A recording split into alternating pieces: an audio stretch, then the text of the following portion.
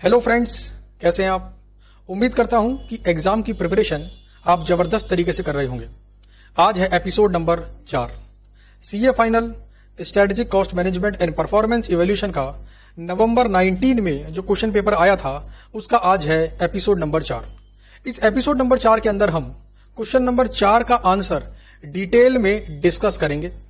Exam में question कैसे पढ़ते हैं, एग्जाम में आंसर कैसे लिखना चाहिए, कितना लिखना चाहिए और कैसे अपन को क्वेश्चन को समझकर आंसर को ड्राफ्ट करना चाहिए, कितना समय क्वेश्चन को पढ़ने में देना चाहिए, इन सारी बातों के ऊपर डिटेल में डिस्कस करेंगे क्वेश्चन नंबर 4 को पढ़ते हुए। 3 एपिसोड ऑलरेडी यूट्यूब पे डल चुके हैं जिसके अंदर क्वेश्चन नंबर 1, 2, 3 डिटेल में डिस्कस किया था और आज है एपिसोड नंबर 4। तो चलिए शुरू करते हैं एपिसोड नंबर 4 यानी कि question number 4 CA final strategic cost management November 2019 का रियल क्वेश्चन पेपर। तो ये रहा जी क्वेश्चन नंबर 4। क्वेश्चन नंबर 4 में यहां पर पहले देखते हैं कि कितने पार्ट हैं। तो देखो ए के में देखो ए में और पार्ट भी है, मतलब क्वेश्चन नंबर 4 में ए है, ए में 2 क्वेश्चन की चॉइस दे रखी है आपको, उसके बाद है बी और उसके बाद है आपका सी। डी तो नहीं होगा आई थिंक।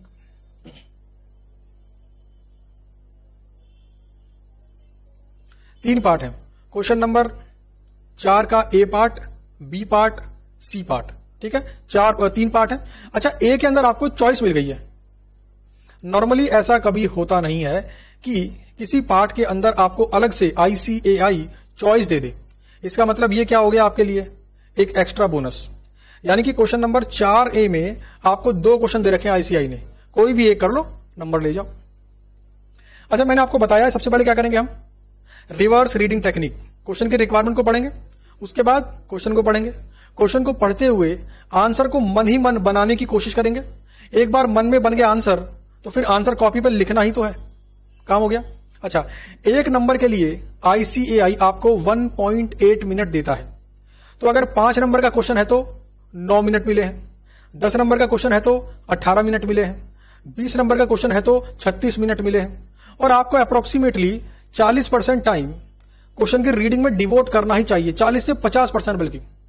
जितनी अच्छे तरीके से आप क्वेश्चन के रिक्वायरमेंट को और क्वेश्चन की इंफॉर्मेशन को पढ़ेंगे उतना बेहतर और उतना सही आंसर आप प्रेजेंट कर पाएंगे।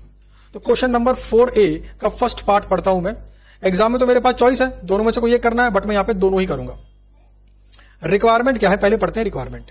कैलकुलेट इन्वायरमेंटल कॉस्ट पर kilogram for each chemical produced by company. अच्छा, मुझे बताओ सबसे पहली बात, ये क्वेश्चन प्रैक्टिकल है या थ्योरेटिकल है। सर ये तो पूरा प्रैक्टिकल है। सही कहा आपने, क्योंकि शुरू में क्या आ गया, कैलकुलेट। अच्छा, इंटरप्रेट करने के लिए बोला है क्या, नहीं बोला। एनालाइज करने के लिए नहीं बोला, डिस्कस करने के लिए नहीं बोला, एडवाइज करने के लिए नहीं बोला, कुछ भी नहीं बोला। कुल मिलाकर करना क्या है हमें सिर्फ इन्वायरमेंटल कॉस्ट निकाल देनी है पर किलोग्राम। यानी कि ये कंपनी केमिकल जो इसका प्रोडक्ट है, अगर 1 किलोग्राम प्रोड्यूस करे केमिकल तो कितनी इन्वायरमेंटल कॉस्ट खर्च होती है, बस हमें यह बताना है। सिंपल सी बात है। अच्छा, फॉर्मूला क्या होगा, total cost divide by total KG. बड़ा सिंपल सा फॉर्मूला है, total cost divide by total KG. अब पढ़ते हैं आंसर को, सॉरी क्वेश्चन को। और अनुमान लगाना एग्जाम के अंदर जब क्वेश्चन पढ़ रहे हो आप कि इसका आंसर कैसे हो सकता है। हमें क्या चाहिए, हमें चाहिए 2 इन्फॉर्मेशन, एक तो टोटल कॉस्ट केमिकल वाइज और दूसरी टोटल केजी। पढ़ते हैं। A chemical company produces 2 chemicals SX and ZX। कुल मिला के मुझे पता पड़ गया 2 प्रोडक्ट हैं इनके, 2 केमिकल हैं, यानी मुझे दोनों ही केमिकल की निकालनी है इन्वायरमेंटल कॉस्ट पर kg. Environmental activities and cost associated with 2 chemicals are as follows. आपको इन्वायरमेंटल एक्टिविटीज दी गई है पहले और उसके बाद इन्वायरमेंटल कॉस्ट दी गई है। अच्छा, ये रहा आपका SX और ये रहा आपका ZX। सबसे पहले लिखा है यूनिट प्रोड्यूस्ड केजी में 6 लाख केजी और 15 लाख केजी। तो क्या लगता है आपको, इन्वायरमेंटल कॉस्ट पर केजी निकालने के लिए जो 2 इंफॉर्मेशन अपने को चाहिए थी, पहली इंफॉर्मेशन टोटल इन्वायरमेंटल कॉस्ट, वो तो पता नहीं पड़ी, लेकिन दूसरी इंफॉर्मेशन पता लग गई है, टोटल यूनिट्स प्रोड्यूस्ड, या कह लीजिए टोटल केजी प्रोड्यूस्ड। तो 2 इंफॉर्मेशन में से एक इंफॉर्मेशन तो आ गई। पैकिंग मटेरियल केजी में दिया हुआ है। अच्छा, SX की पैकिंग करने के अंदर 80,000 केजी क्या लगा, पैकिंग मटेरियल, और ZX में 40,000 kg लगा, तो बताओ मुझे ये एक्टिविटी है या कॉस्ट? ये तो एक्टिविटी हुई। क्यों? अगर ये कॉस्ट होती तो ये रुपीज में होती। ये क्या है? एक्टिविटीज। उसके बाद है energy usage, kilowatt hour. SX को प्रोड्यूस करने के अंदर 60,000 किलोवाट आवर्स एनर्जी यूज हुई और यहां पर 30,000। फिर toxin releases pounds into air. कितने टॉक्सिन रिलीज हुए? तो 2 लाख और 40,000। पॉल्यूशन कंट्रोल मशीन आवर्स, कितने लगे पॉल्यूशन को कंट्रोल करने मशीन आवर्स? 32,000 और 8,000। ये सारी क्या है? ये सारी एक्टिविटीज हैं। अच्छा जी, क्या यहां तक हमें कॉस्ट मिली? Answer is no. अभी हम कॉस्ट की तलाश में है। कॉस्ट मिल गई तो आंसर आ जाएगा। Cost of environmental activities. ओहो, कॉस्ट मिल गई सर? हाँ जी मिल गई। देखो, पैकिंग मटेरियल कॉस्ट 3,60,000।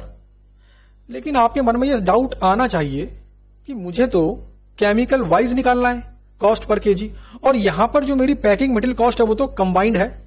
अच्छा, क्या लगता है आपको, इस 3,60,000 को अगर मैं दोनों में बांटना चाहूं तो कौन सी वाली एक्टिविटी या कौन सा वाला बेसिस परफेक्ट रहेगा? तो आप बोलोगे सर पैकिंग मटेरियल के रेशियो में बांटो, ये परफेक्ट है। बिल्कुल सही कहा आपने, यानी 80,000 और 40,000 बोले तो 80 और 40 के रेशियो में बांट दो। समझ में आ गई ना बात? आगे बढ़ते हैं। Energy cost, the word energy से पता लग जाएगा कि इसको हमें बांटना है एनर्जी यूसेज के रेशियो में। कितना? 60 और 30, 60:30। उसके बाद है fines for release of toxin into air, 48,000। तो टॉक्सिन को बांटोगे आप टॉक्सिन रिलीज के रेशियो में, 2 लाख और 40,000। तो कुल मिलाकर कितना हो गया? 200 और 40। क्यों? फिर इसके बाद है operating cost of pollution control equipment. कितनी कॉस्ट है? 1,12,000। किसकी? इक्विपमेंट की। तो किस रेशियो में? तो ये रहा जी, control machine hours, pollution control machine hours, equipment 32,000 और 8,000। तो कुल मिलाकर 32 और 8 के रेशियो में बांट दोगे। तो क्या लगता है आपको? आपके मन में जवाब बन नहीं गया? आपके मन में सॉल्यूशन बन नहीं गया? 5 मिनट का क्वेश्चन था, आपको समझाते हुए मैंने इसको समझा है, तो समझ गए बात को। एग्जाम में जब आप खुद के लिए समझोगे ना तो आपको लगने वाला समय इससे कम होगा। तो अब करना क्या? सिंपल, इन सारे खर्चों को इन रेस्पेक्टिव रेशियो में बांट देना है। क्या आ जाएगी? Total environmental cost. Total environmental cost को आप डिवाइड बाय क्या कर दोगे? टोटल केजी प्रोड्यूस्ड, और क्या निकल आएगा? इन्वायरमेंटल कॉस्ट पर केजी। आइए इसका आंसर देखते हैं। ये रहा क्वेश्चन नंबर 4A और इसका सजेस्टेड आंसर जो ICAI ने दिया है, उसको देखते हैं आंसर को।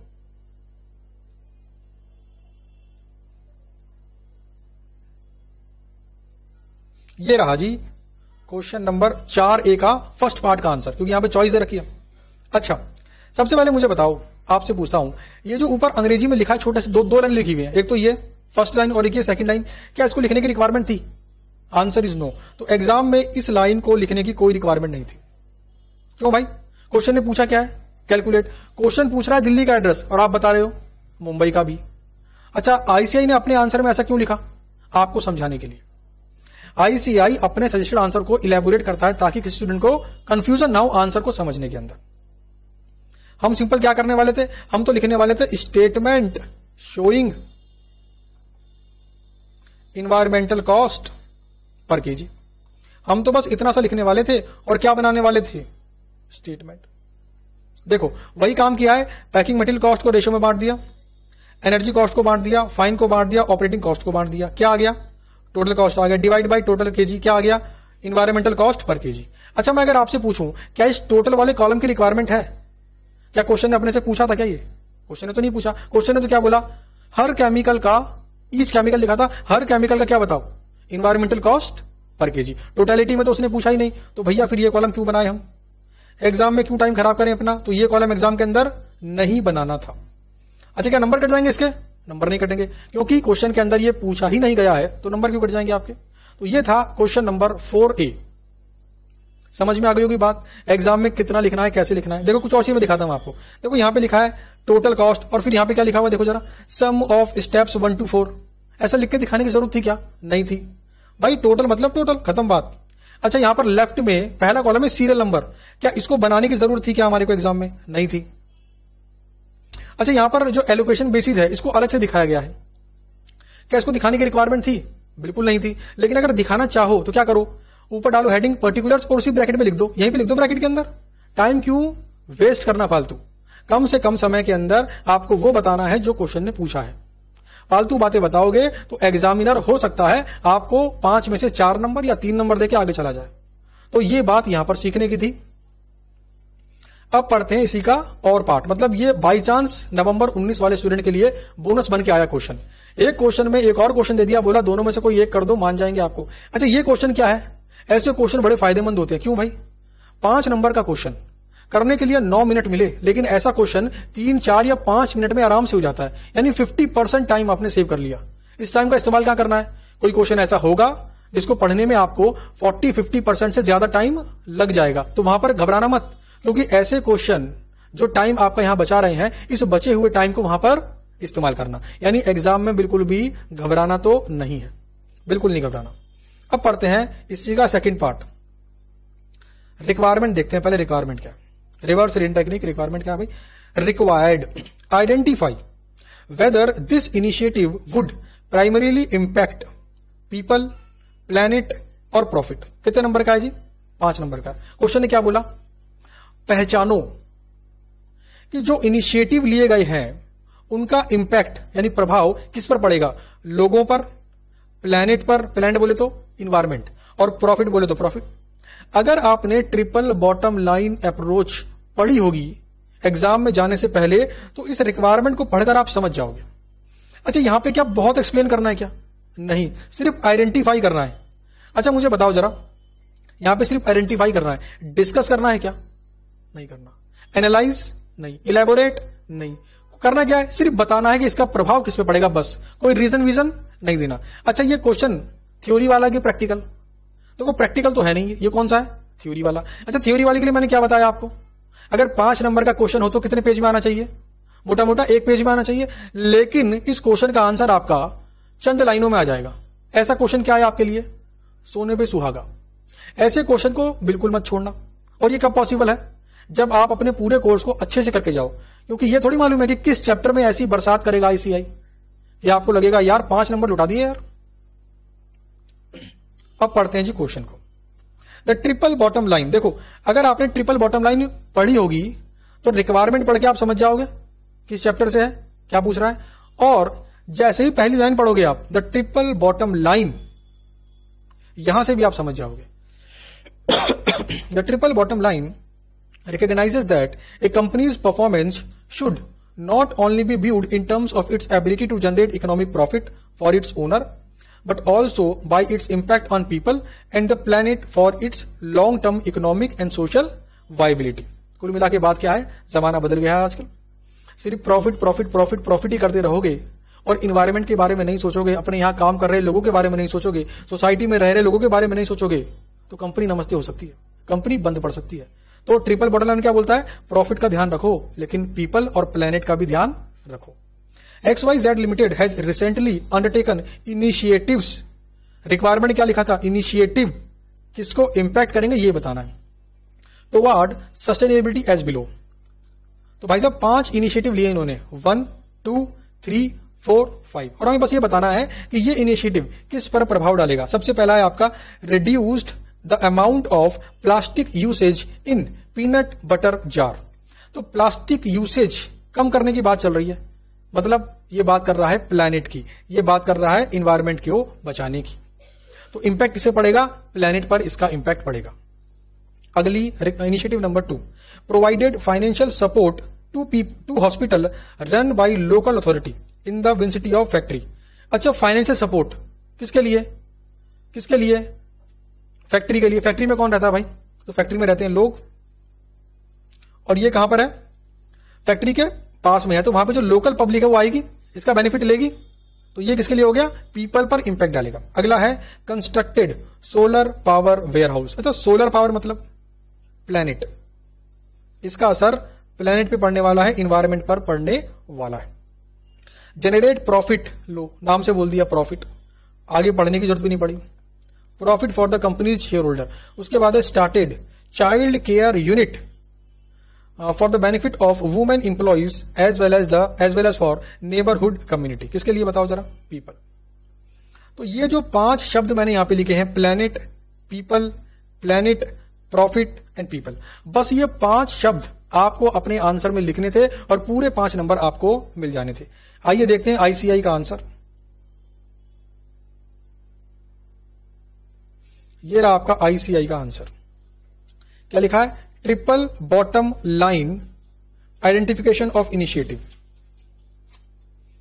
तो ध्यान देना जरा, एग्जाम के अंदर आपको ये पूरा लिखने की रिक्वायरमेंट नहीं थी। करना क्या था? बस यहां पे नंबर डालना था।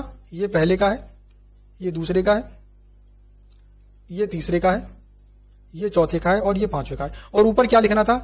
Identification of initiative undertaken by XYZ limited into categories it would impact based on triple bottom line model is as follows. खत्म बात। तो आपको ये जो मैटर यहां पर रिप्रोड्यूस किया गया है, फिर से लिखा गया है, ये नहीं लिखना था। समझ में आ गई बात? तो 5 नंबर का आंसर लिखने के अंदर आपको 2 मिनट या 3 मिनट भी नहीं लगते। तो आपने कितना टाइम बचा लिया? 5 नंबर के क्वेश्चन के लिए आपको मिलता है 9 मिनट। अगर क्वेश्चन आपने 3 मिनट में सॉल्व कर लिया तो क्या कर लिया आपने? 6 मिनट का फायदा। ये 6 मिनट कहां इस्तेमाल होंगे? किसी ऐसे क्वेश्चन के अंदर जो उसके मार्क्स के हिसाब से लेंथी होगा। समझ में आ गई ना बात? चलिए अब क्वेश्चन नंबर 4 का बी पार्ट पढ़ते हैं। क्वेश्चन नंबर 4 का बी पार्ट। सबसे पहले क्या पढ़ेंगे जी हम?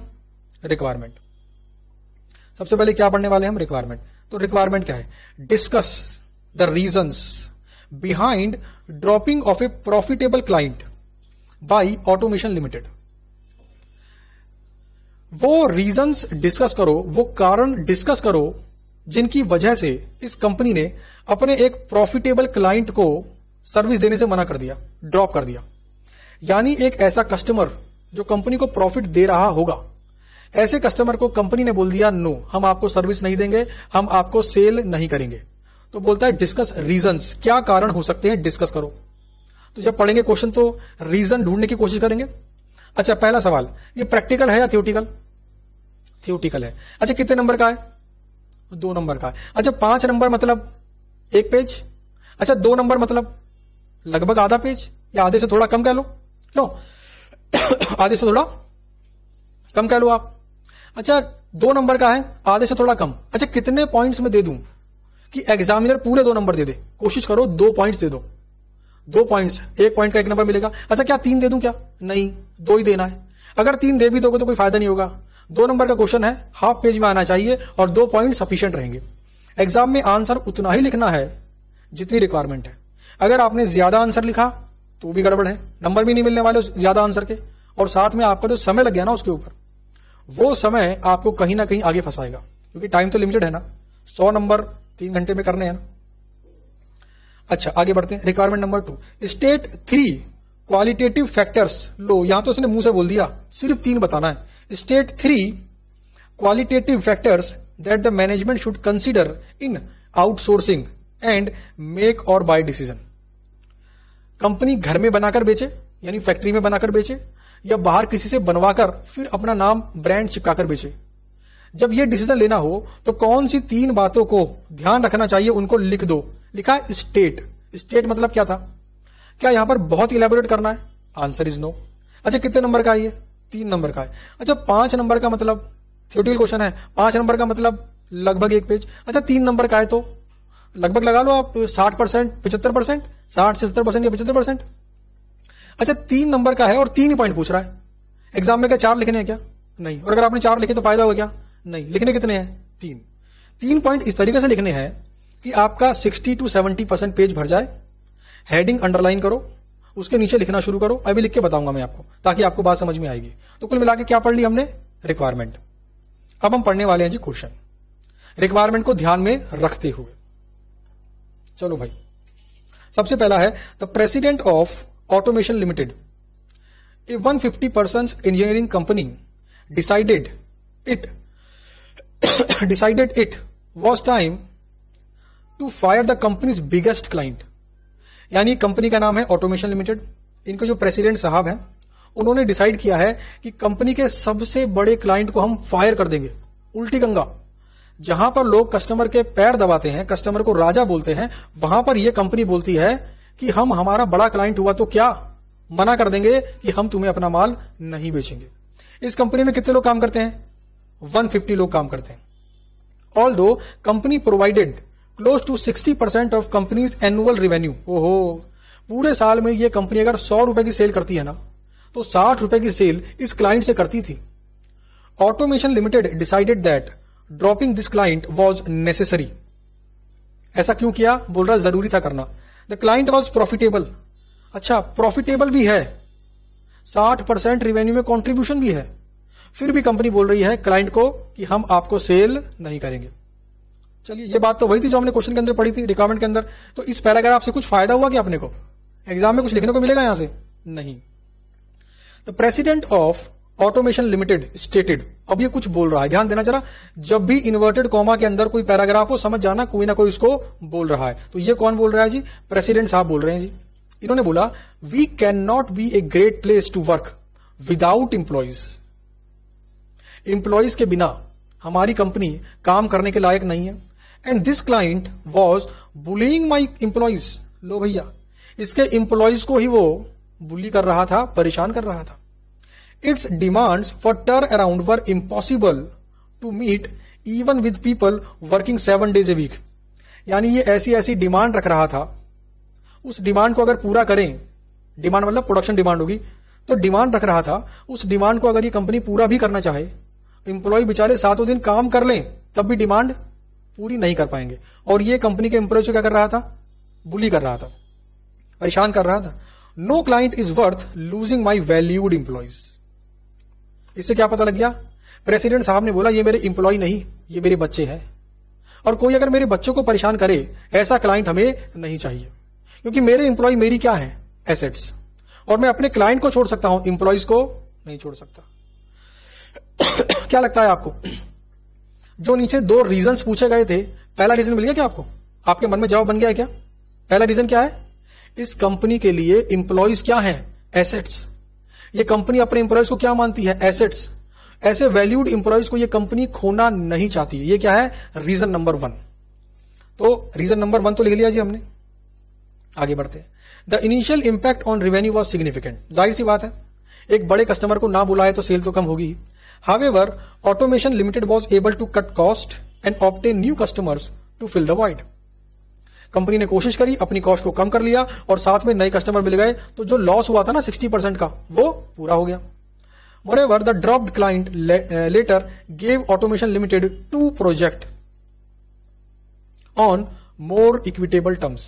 क्या समझे? हमने नमस्ते कर दिया कि हम आपको सर्विस नहीं देने वाले, बाद में कस्टमर रोते रोते आया, बोला कि मैं सर्विस लूंगा तो सिर्फ आप ही से लूंगा, और उसने 2 प्रोजेक्ट इनको दिए हैं। और टर्म्स किसके? Equitable terms. मतलब क्या? प्रेसिडेंट ने बोला होगा आप मेरे इंप्लॉय को बुली नहीं करोगे, उन्हें परेशान नहीं करोगे, और साथ में ऐसा कोई टास्क या ऐसी कोई डिमांड नहीं रखोगे जो हमारे इंप्लॉइज पूरा नहीं कर सके, मतलब नेक्स्ट टू इंपॉसिबल टास्क नहीं रखोगे। तो ये पैराग्राफ भी मैंने पढ़ लिया, यहां से मुझे पता पड़ गया कि कंपनी के प्रोडक्ट में दम है। जब प्रोडक्ट में दम होता है तब कस्टमर को लात मारो, घूंसे मारो, तब भी लौट के आता है वो। अगर आपकी सर्विस में दम है तो क्लाइंट आपके पास आएगा, और सर्विस में दम नहीं है तो आप क्लाइंट के पास जाओगे। यही फर्क होता है एक एवरेज कंपनी के अंदर और एक ग्रेट कंपनी के अंदर। तो अपने को 2 रीजन लिखने थे। पहला रीजन तो हमें क्वेश्चन से ही मिल गया। अच्छा, दूसरा रीजन क्या लिखें? तो दूसरा रीजन आप कोई भी रीजन लिख सकते हो आप। जैसे भी हमने क्या पढ़ा था, ट्रिपल बॉटम लाइन मॉडल क्या बोलता है? People, planet, profit. तो दूसरा पॉइंट लिख दो आप, दूसरा रीजन लिख दो आप कि according to triple bottom line company should focus on people and planet along with profit. तो this company is focusing on people, employees की फिक्र है इसको। तो ये क्या बन गया आपका? Reason number 2। बस ये 2 रीजन लिखने थे आपको आधे पेज के अंदर, और आपको कितने नंबर मिलने थे? पूरे के पूरे 2 नंबर। 3 रीजन नहीं लिखने हैं, 1 रीजन नहीं लिखना है, 2 ही रीजन लिखने हैं, और with in required answer length. अब आइए मैं आपको आईसीआई का आंसर दिखाता हूं हाथों हाथ। रिक्वायरमेंट नंबर बी का जो पहला पार्ट है ना, रीजंस, तो आईसीआई ने देखो ये लिखा हुआ है, ये आईसीआई का आंसर है। हाँ, बस उतना ही आंसर है जितना अब ये आपको स्क्रीन पे दिख रहा है, ये आंसर है। जरा लाइनें गिन लेता हूं पहले। 1 2 3 4 5 6 7 8 9 10 11 12 13 14 15 16 17 18। ICAI ने अपने सजेस्टेड के अंदर 18 लाइनें लिखी हैं। क्या 18 लाइनें लिखने की रिक्वायरमेंट थी? नहीं। 2 नंबर का क्वेश्चन था, आधे पेज में आना चाहिए और सिर्फ 2 पॉइंट, और पॉइंट भी कैसे? Point wise, point number 1, point number 2, और जो कीवर्ड्स है उनको सर्कल कर दो या फिर स्क्वायर में कर दो, अंडरलाइन कर दो, जो भी करना चाहे वो कर दो, बट कभी भी ऐसे बड़े पैराग्राफ के अंदर नहीं लिखना। अच्छा, आपके मन में आ रहा होगा आईसीआई ने इतना बड़ा आंसर क्यों लिखा? तो भाई साहब, इस बार आपको समझाना भी एक पर्पज है, और साथ में जो एग्जामिनर आपका पेपर चेक कर रहा है उसको भी एक डिटेल नॉलेज देना पर्पज है, क्योंकि जब वो देखेगा ना आंसर तो उसको समझ में आएगा इसमें क्वेश्चन में लिखना क्या था। अच्छा, नीचे कुछ लिखा है, देखो आईसीआई ने, conceptually correct brief explanation is sufficient. देखो यहां पर आईसीआई ने बता दिया आपको कि जितना मैंने लिखा उतना एग्जाम में अगर बच्चे ने ना लिखा हो तब भी नंबर देना है आपको। उसने क्या करा हो, बस ब्रीफ एक्सप्लेनेशन दिया हो और जो कि कॉन्सेप्चुअली करेक्ट हो। बस हमें आंसर की लेंथ पे नहीं, आंसर की क्वालिटी पर जाना है, बट क्वालिटी में थोड़ी सी लेंथ देखनी पड़ेगी। 2 नंबर का है तो आधा पेज तो करना पड़ेगा। एक साइकोलॉजिकल होता है ना एग्जामिनर के ऊपर। अच्छा, मान लो आपने 2 पॉइंट लिखे और एग्जामिनर बाबू ने आपको 1 नंबर दिया, बाद में क्लेम कर लोगे आप? Next to impossible. तो बेहतर यह है कि एग्जाम हॉल के अंदर ऐसा आंसर लिखो कि वो 2 नंबर देने पर मजबूर हो जाए। अब चलते हैं इसकी रिक्वायरमेंट नंबर 2 पर, इसी पार्ट की रिक्वायरमेंट नंबर 2 पर। State 3 qualitative factors.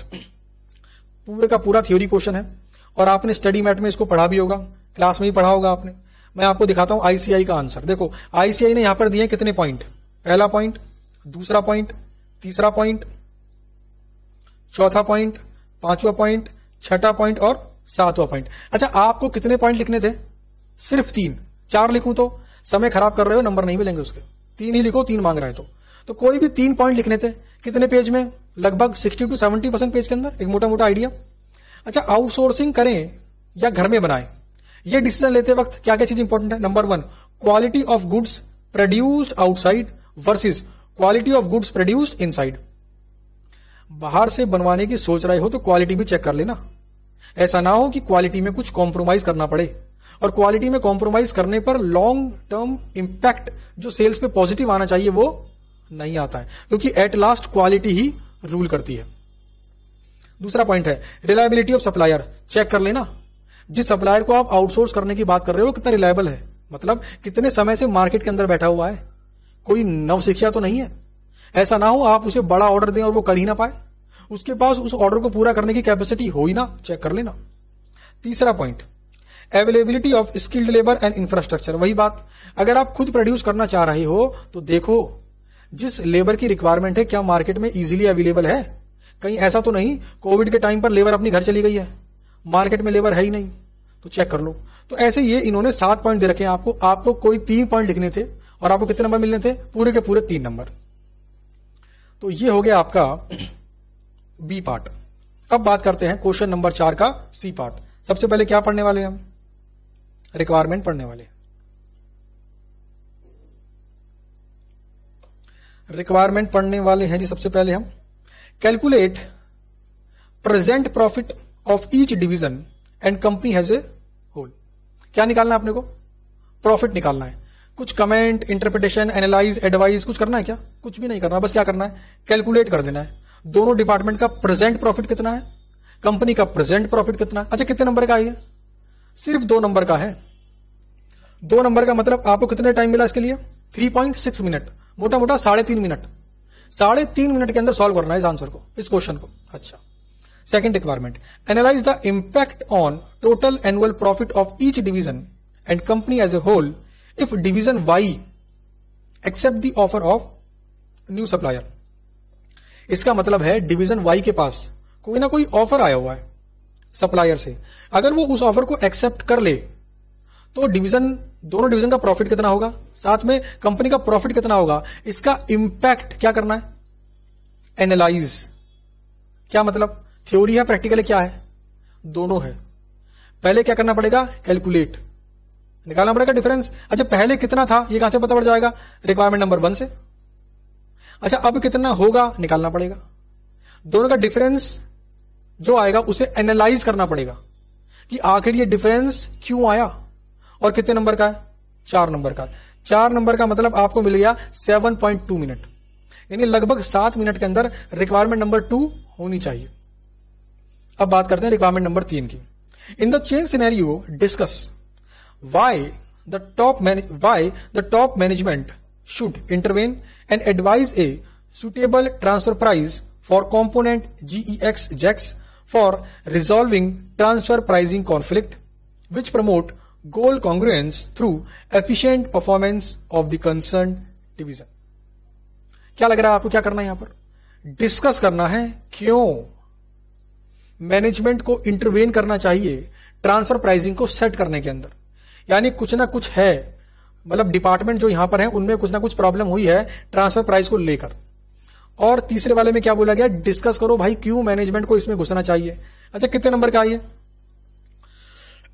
4 नंबर का है। 4 नंबर मतलब 4 गुना 1.8 लगभग 7 मिनट। अच्छा थ्योरी क्वेश्चन है प्रैक्टिकल है? थ्योरी क्वेश्चन है, हल्का सा प्रैक्टिकली बता देंगे उसको। अच्छा जी, कितने पेज में होना चाहिए? लगभग 80 to 90% ऑफ सिंगल पेज, मतलब अप्रोक्सीमेट। रिक्वायरमेंट नंबर 3, आगे बढ़ते हैं। कुल मिलाकर जी ये 3 रिक्वायरमेंट हैं सी पार्ट के अंदर, तो बात समझ में आ गई होगी। अब चलते हैं जी आगे। आगे कहां? क्वेश्चन को पढ़ने पर चलते हैं। इस क्वेश्चन से खास बात सीखने को मिलेगी आपको, ध्यान से देखना। ABC Limited has 2 division, Division X and Division Y with full profit responsibility। क्या मतलब है इसका? प्रॉफिट रेस्पॉन्सिबिलिटी का मतलब क्या है? यानी डिवीजन एक्स और डिवीजन वाई दोनों को प्रॉफिट कमाकर देना होगा।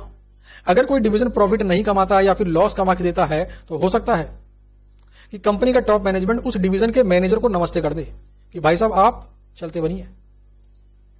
Division X produces component Jax which is Gax कह सकते हैं क्या इसको? कुछ भी कह लीजिए। Division X produces component Gax which is supplied to both division Y and external customer. देखो जरा ध्यान से, कंपनी है, कंपनी के 2 डिवीजन हैं एक्स और Y.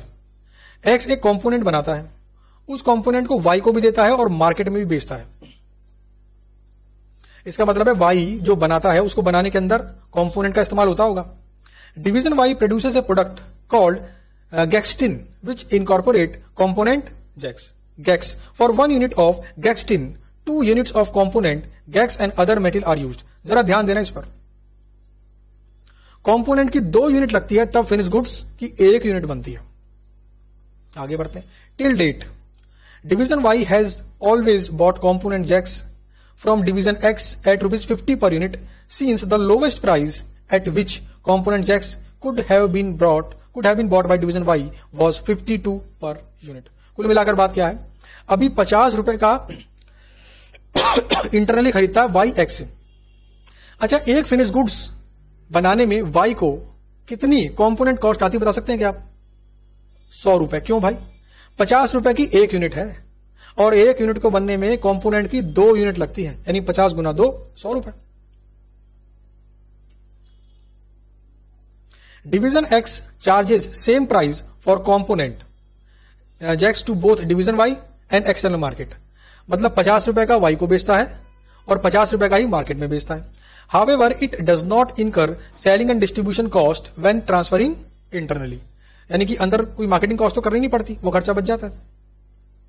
Division Y has received a proposal. ध्यान देना जरा, रिक्वायरमेंट नंबर 2 में इंडिकेशन मिला था कि कुछ न कुछ ऑफर आया वाई के पास। Division Y has receive a proposal from a new supplier who has offered to supply component Jax for 47 per unit at least for next 3 year. उसने क्या बोला? 47 रुपए का एक दे दूंगा पर यूनिट। अच्छा कितने का पड़ेगा ये? 47 गुना 2 94 रुपए की कॉस्ट पड़ेगी। अभी कितने की पड़ रही है? 100 रुपए की। क्या लगता है अगर डिवीजन वाई बाहर से खरीदे उसे कितना फायदा होगा? 6 रुपए का। अच्छा डिवीजन वाई क्या बाहर से खरीदने को उतावला होगा? Answer is yes. क्यों भाई? ये क्या बोला गया था? दोनों क्या है? प्रॉफिट सेंटर, प्रॉफिट रेस्पॉन्सिबिलिटी है उनकी। अगर डिवीजन वाई ज्यादा प्रॉफिट कमाएगा तो साल के आखिरी में क्या मांग सकता है? प्रमोशन, बोनस, घूमने के लिए अवार्ड, रिवॉर्ड, पैसा, कुछ भी। Manager of division Y request the manager of division X to supply jacks component at or below 47 per unit.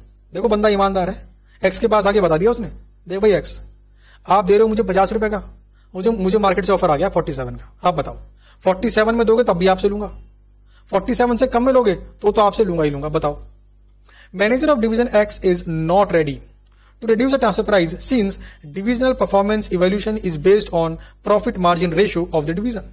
उसने मना कर दिया जी, बोले दूंगा तो 50 का दूंगा वरना मैं तो नहीं दूंगा। क्यों, वो ऐसा क्यों बोल रहा है? उसको लग रहा है 3 रुपए से मेरा प्रॉफिट कम हो जाएगा। अच्छा, the following additional information is made available to you. हमें कुछ जानकारियां दी गई हैं। Component Jax and product Jaxtin. अच्छा, ये किसके लिए है? डिवीजन एक्स के लिए और ये डिवीजन वाई के लिए। सेलिंग प्राइस पर यूनिट कितने रुपए? 50 रुपए। अच्छा, ये तो हमें ऊपर भी दिया था ना 50 रुपए, या फिर से दे दिया? हाँ जी। ये सेलिंग प्राइस कितना है इसका? 180 रुपए। ठीक है। उसके बाद कॉस्ट, कंपोनेंट की कॉस्ट 100 रुपए। 100 रुपए क्यों आई? 50 गुना 2। अदर मटेरियल 12 रुपए पर यूनिट, 22 रुपए पर यूनिट। लेबर 16 रुपए पर यूनिट, 13 रुपए पर यूनिट। मैन्युफैक्चरिंग ओवरहेड 2 रुपए पर यूनिट, 5 रुपए per unit. Selling distribution cost 4 रुपए पर यूनिट, 2 रुपए पर यूनिट। बट ध्यान देना जरा, ये 4 रुपए किस पे खर्च नहीं होगी? उन यूनिट्स पर जो इंटरनली बेची जाएंगी। अच्छा, सारी का कॉस्ट है क्या ये? हाँ जी, कॉस्ट है। ऊपर देखो, ये रुपये का सिंबल बना हुआ है ना, हाँ ये कॉस्ट है। कॉन्ट्रीब्यूशन निकाल के दे रखा है आपको। एनुअल फिक्स कॉस्ट दे रखा है 40 लाख रुपए, 20 लाख रुपए। एनुअल डिमांड दे रखा है जी आपको, एनुअल एक्सटर्नल डिमांड। अच्छा, एक्स मार्केट में अगर बेचना चाहे कितना बेच सकता है? 3 लाख। और वाई कितना बेच सकता है? 1,20,000। अच्छा, कैपेसिटी कितनी है? 5 लाख बनाने की और 1.5 लाख बनाने की। अच्छा, मुझे ये बताओ, वाई मार्केट में कितना बेच रहा होगा? सोच के बता ना, वाई मार्केट में कितना बेच रहा होगा? 1,20,000। ऐसा क्यों जी? भाई, भले ही उसकी कैपेसिटी 1.5 लाख की हो, मगर डिमांड तो 1,20,000 की है ना, तो फालतू क्यों बनाएगा वो? तो मार्केट में कितना बेच रहा होगा? 1,20,000। अच्छा, बात करते हैं अब एक्स की। एक्स कितना बेच रहा होगा? तो देखो, 1,20,000 अगर वाई बेच रहा है, इसका मतलब क्या है? वो 2,40,000 कंपोनेंट किससे ले रहा है? एक्स से। 240 कैसे आया? एक को बनाने में उसे क्या चाहिए? 2 यूनिट्स ऑफ कंपोनेंट। तो 2,40,000 यूनिट्स तो बेचता है ये वाई को। अच्छा, कैपेसिटी कितनी है इसकी? 5 लाख। अच्छा, 5 लाख में अगर 240 इंटरनली बेचने पे इस्तेमाल हो गई तो कैपेसिटी कितनी बची? 260। अच्छा, मार्केट में डिमांड कितनी है? 3 लाख। अच्छा, कितनी बेचेगा बाहर? 260 या 3 लाख? तो भाई साहब 260। क्यों? अरे मार्केट में डिमांड है तो क्या हो गया? कैपेसिटी नहीं है बेचारे के पास, तो मार्केट में बेचेगा 2,60,000। आगे बढ़ते हैं। इसके बाद तो क्या आ गई आपकी रिक्वायरमेंट। इसके बाद आ गई जी आपकी रिक्वायरमेंट। अब करते हैं जी इसके आंसर को। मैं अगर आपसे सिंपल यहां पर पूरे का पूरा आंसर डिस्कस करूं तो क्या करूंगा मैं? मुझे निकालना है दोनों का प्रॉफिट और कंपनी का प्रॉफिट। अच्छा, डिवीजन एक्स का प्रॉफिट प्लस डिवीजन वाई का प्रॉफिट क्या बन जाएगा? कंपनी का प्रॉफिट। रिक्वायरमेंट नंबर 1 क्या है मेरी? मुझे निकालना है प्रॉफिट ईच डिवीजन का प्रेजेंट सिनेरियो में। तो प्रेजेंट तो भैया यही है। तो बताओ जरा, एक्स की टोटल सेल्स कितनी होगी? तो 240 गुना 50 प्लस 260 गुना 50। समझ आ रही है बात? 240 गुना 50 प्लस 260 गुना 50, ये क्या हो गया? Total sales of X. अच्छा, अदर मटेरियल कॉस्ट कितनी? तो 5 लाख गुना 12, 5 लाख क्या है? Units produced. फिर 5 लाख गुना 16 क्या हो गई? Direct labour cost. 5 लाख गुना 2 क्या हो गई? Manufacturing overhead. अच्छा, यहां पे किससे गुना करूं? 5 लाख से। Answer is no. क्यों भाई? ये कॉस्ट मेरी इंटरनल पे तो खर्च होती नहीं, तो मैं क्या करूंगा? 260 गुना 4। तो सेल्स में से माइनस कर दिया मैंने सारे वेरिएबल कॉस्ट, और माइनस कर दूं 40 लाख, क्या आ जाएगा?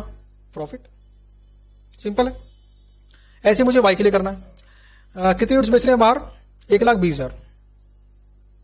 तो 1,20 गुना 180 टोटल सेल, माइनस 1,20,000 गुना 100, 1,20,000 गुना 22, 1,20,000 गुना 13, 1,20,000 गुना 5, 1,20,000 गुना 2, और माइनस करना है मुझे 20 लाख। क्या आ गया मेरा? डिवीजन वाई का प्रॉफिट। दोनों को मैं ऐड कर दूं, क्या आ जाएगा? कंपनी का प्रॉफिट। तो आंसर को कॉपी में करने से पहले क्या माइंड में आंसर बन गया क्या? हाँ जी, बन गया। चलिए अब देखते हैं आईसीएआई का आंसर।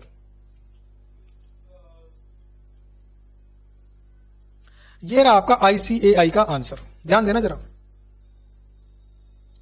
ये है जी प्रॉफिट निकालने का तरीका। ये निकाला आईसीएआई ने। क्या लग रहा है आपको? सबसे पहले तो मैं आपको समझाता हूं कि ऊपर जो ये पैराग्राफ दिया हुआ है ना, आपको एग्जाम में इसको नहीं लिखना था। क्यों? क्योंकि एग्जाम में क्या करना है? सिर्फ कैलकुलेट करना है। ये क्यों लिखा गया है? आपको समझाने के लिए। हम तो सिंपल क्या करने वाले थे? डिवीजन एक्स का प्रॉफिट निकालने वाले थे, डिवीजन वाई का निकालने वाले थे और आखिरी में ऐड करके दिखा देते, तो क्या यह कॉलम हम एग्जाम में बनाते? हम तो नहीं बनाते जी, हम क्यों टाइम अपना खराब करें। अच्छा, यहां पर अलग अलग दिखा रखा है, देखो सीरियल नंबर वाला कॉलम हम नहीं बनाते। अच्छा, यहां पे दिखा रखा है external sale, internal sale, total division X, फिर एक्सटर्नल सेल, क्या हम ऐसे दिखाते? हम तो नहीं दिखाते, हम तो सिंपल करते जी, total sales minus total variable cost minus total fix cost profit. तो कुल मिलाकर बात यह है कि एग्जाम के अंदर आपको ऐसे अलग अलग दिखाने की जरूरत नहीं थी। क्यों भाई, क्वेश्चन ने ऐसा बोला था क्या? नहीं बोला था, तो फिर क्यों टाइम लगाए फालतू। आखिरी में क्या आ गया था आपका? प्रॉफिट। इन दोनों प्रॉफिट को सिंपली ऐड करते क्या निकला था? कंपनी का प्रॉफिट। अच्छा, ध्यान देना जरा, यहां पर टोटल वेरिएबल कॉस्ट निकाली गई, क्या जरूरत थी? हम तो नहीं निकालते। कंट्रीब्यूशन निकाला गया, हम तो इसको भी नहीं निकालते। हम करते क्या फिर? Total sales minus total variable cost और माइनस फिक्स कॉस्ट। तो जिस इंफॉर्मेशन की हमें रिक्वायरमेंट ही नहीं है, फालतू में क्यों निकाल के टाइम वेस्ट करें अपना। कैलकुलेशन मिस्टेक होने के चांसेस भी बढ़ जाते हैं अगर ज्यादा कैलकुलेशन करो तो बात समझ में आ गई, सिंपल था, total sales minus total variable cost minus fix cost, profit आ गया। तो ये थी रिक्वायरमेंट नंबर 1। कैसा लगा?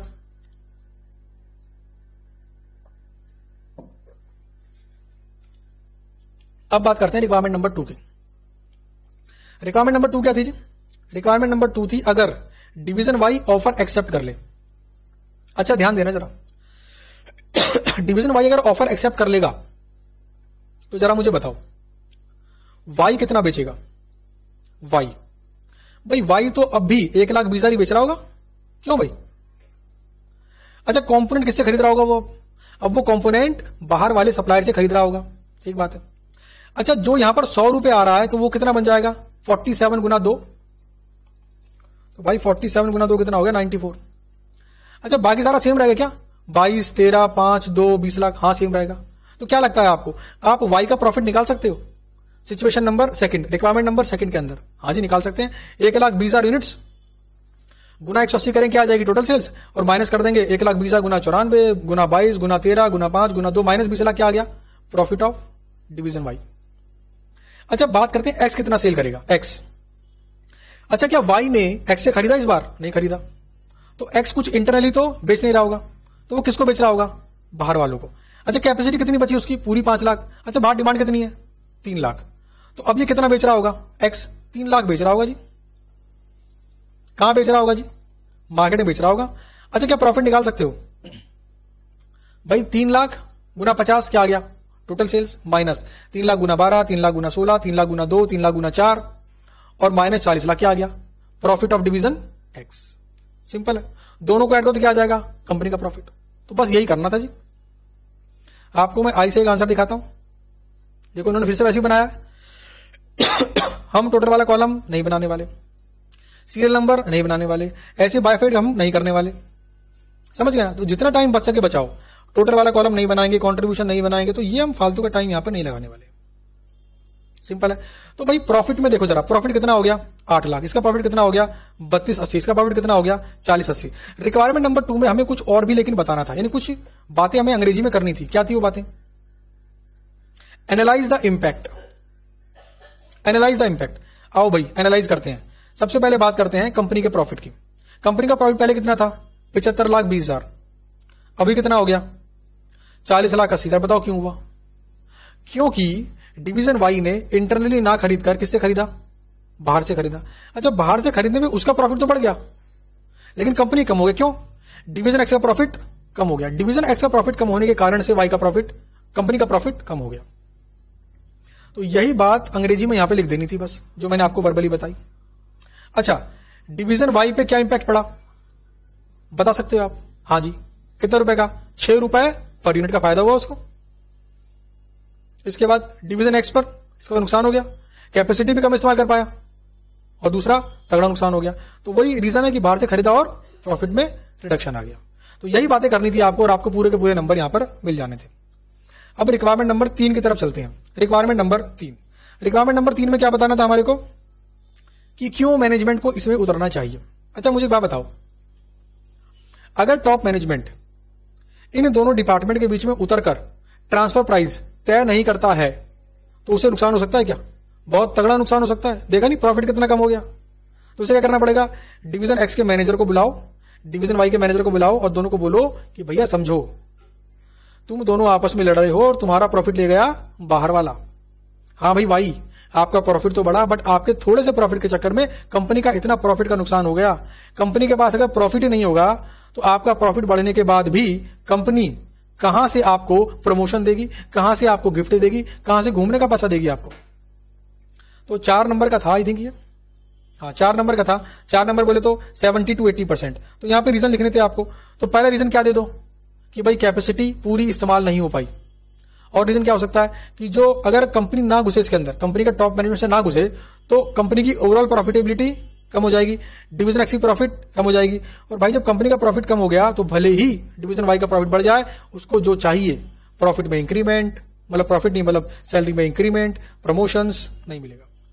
तो बस यही बात करनी थी आपको 4 अलग अलग पॉइंट्स हेडिंग बनाकर, लगभग 70 to 80% पेज के अंदर। तो आज का एपिसोड अपना यहां पर पूरा हो गया है। तो कैसा लगा आपको आज का ये एपिसोड? यहां पर क्वेश्चन नंबर 4 को हमने डिटेल में बिल्कुल डीपली डिस्कस किया। एग्जाम में भी आपको ऐसे ही सोच समझकर प्लानिंग के साथ अपने आंसर को ड्राफ्ट करना है और लिखना है। और आपको कॉस्टिंग में 100 में से 90 नंबर नहीं लाने, ना ही 95 नंबर लाने हैं, ना ही 98 नंबर लाने हैं। आपको लाने हैं कॉस्टिंग में 100 में से 100 नंबर। उम्मीद करता हूं यह वीडियो आपको एग्जाम में क्वेश्चन कैसे पढ़ते हैं इसका नजरिया डेवलप करने में हेल्प करेगी। आपको यह समझाएगी क्वेश्चन कैसे पढ़ना चाहिए, आपको यह बताएगी क्वेश्चन में आंसर की स्ट्रेंथ कितनी होनी चाहिए, आपको यह समझाएगी कि कौन से वो क्वेश्चंस हैं जो आपका टाइम बचाते हैं। तो ऐसी बहुत सारी बातें ये वीडियो आपको समझाएगी। अगर आपको ये वीडियो अच्छी लगी है तो वीडियो के नीचे कमेंट करें, वीडियो को लाइक भी कर दें और अपने उन दोस्तों के संग जरूर शेयर करें जो एग्जाम में बैठने वाले हैं। ये वीडियो से उनको बेनिफिट होगा, बहुत बेनिफिट होगा। चलिए मिलते हैं आपसे अपने अगले एपिसोड के अंदर। Thank you.